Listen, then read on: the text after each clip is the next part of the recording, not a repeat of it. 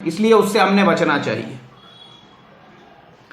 اگلا سوال، یہ ہمارے کونڈوا کے ہی ایک ساتھی ہے مجاہد بھائی۔ مجاہد بھائی نے سوال کیا ہے، بولے مولانا طلاق کے بعد عورت کتنے دنوں کے بعد میں نکاح کر سکتی ہے؟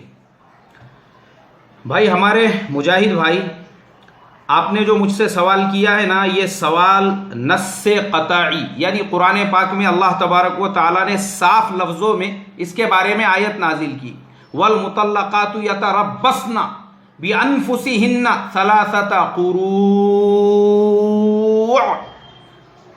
کیا مطلب ہے اس کا؟ اس کا مطلب یہ ہے کہ جو عورت جس کی طلاق ہو جاوے تو وہ 3 حیض گزرنے تک کسی اور سے نہ نکاح کر سکتی ہے، نہ اس کو کوئی نکاح کا پیغام دے سکتا ہے، اور نہ وہ کسی اور کو پیغام دے سکتی ہے۔ 3 حیض، 3 ماہواری گزرنا ضروری ہے۔ اگر حاملہ تھی، حاملہ، تو وضاع حمل یہ اس کی عدت ہوں گی، یعنی وہ بچہ جب پیدا ہو جائے گا تو بچہ پیدا ہونے کے ساتھ ہی اس کی عدت بھی پوری ہو جائے گی، چاہے پھر وہ بچہ 8 دن کے بعد میں پیدا ہو یا 15 دن کے بعد میں پیدا ہو۔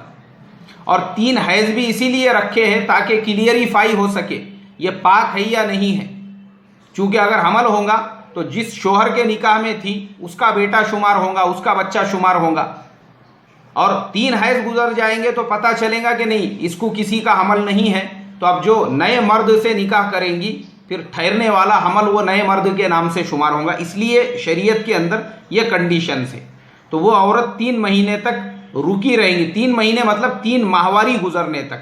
3 مہینے اس کے لیے ہے، کوئی بوڑھی عورت ہے اس کو حیض ہی نہیں آتا یا نابالغ بچی ہے تو وہ کیا کرے گی؟ تو ایسی صورت میں ان کے لیے 3 مہینے کی عدت ہے،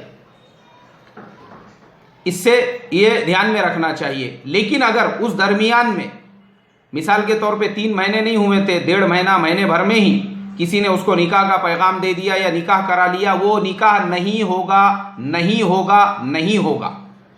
اللہ اس سے میری تمہاری حفاظت فرمائے۔